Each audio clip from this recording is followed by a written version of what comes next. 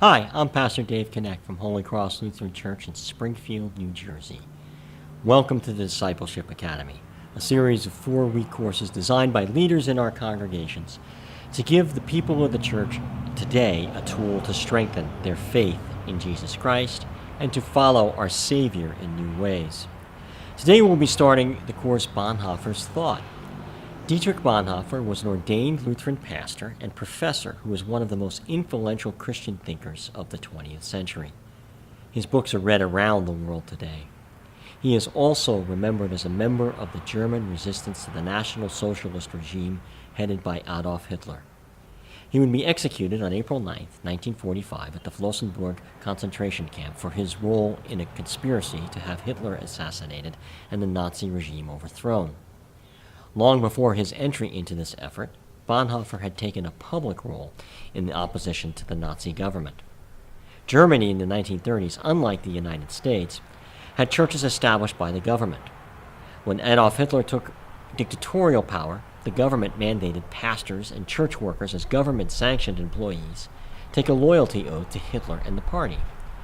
Bonhoeffer, along with many other courageous Christians, would leave the state church and help start what is known in German as the Bekenntniskirche, or confessing church. They would not take an oath to Hitler. No human being had primacy over Jesus Christ.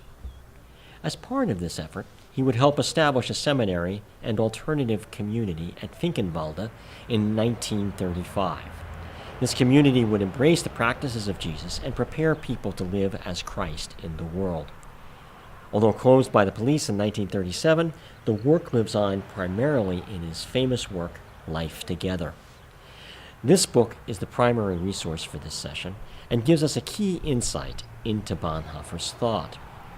Many works of theology throughout history have looked at what happens to people through the phenomenon of faith. They attempt to examine objectively the person from outside to see what is going on.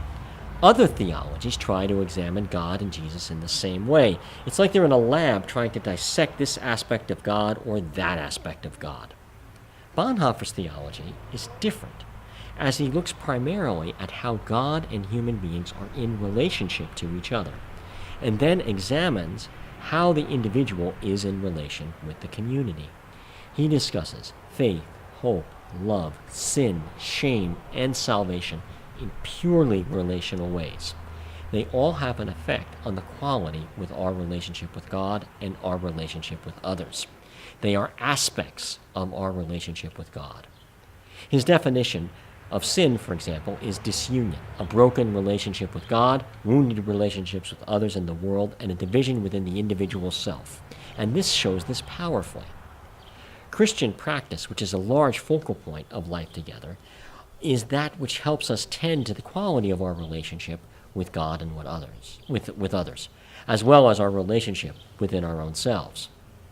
Bonhoeffer is very much concerned with how the individual fits into the life of the Christian community. A famous quote from Life Together illustrates this.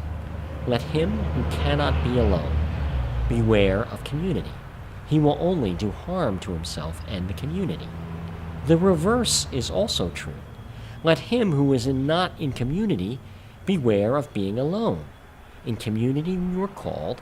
The call was not meant for you alone. In the community of the called, you bear your cross. You struggle and you pray."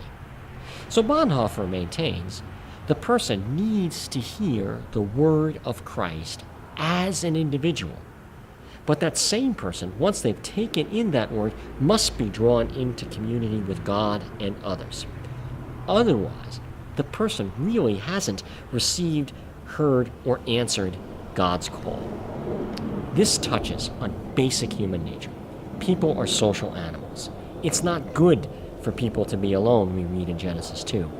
But people are also individuals who differentiate themselves from their surroundings. And so sometimes people fear being absorbed into a community and losing themselves. Sometimes people will do anything to belong to a community because they're so lonely. Bonhoeffer would argue that Christ can help us manage this tension. This is not mere psychology. Christ may call your community to make concrete changes to include others. Christ may also call you to take a lonely stand to maintain your dignity in the face of community pressure. You see, Christ for Bonhoeffer is the one who bridges the gap between us and God and us and others. The act of bridging the gap in this relationship would be described by Bonhoeffer as love. Love is doing what it takes to help in the restoring of relationships. Sometimes this will be painful, just as it was painful for Jesus to have nails driven into his hands at the cross. This love, which we talk about, the love which bridges the gaps, was first initiated by God, who sent his son Jesus. This is the supreme act of love. It is the archetype for all love, God sending his son to bridge the divide of our sin. This is the love that we get to participate in through the gift of Christian community.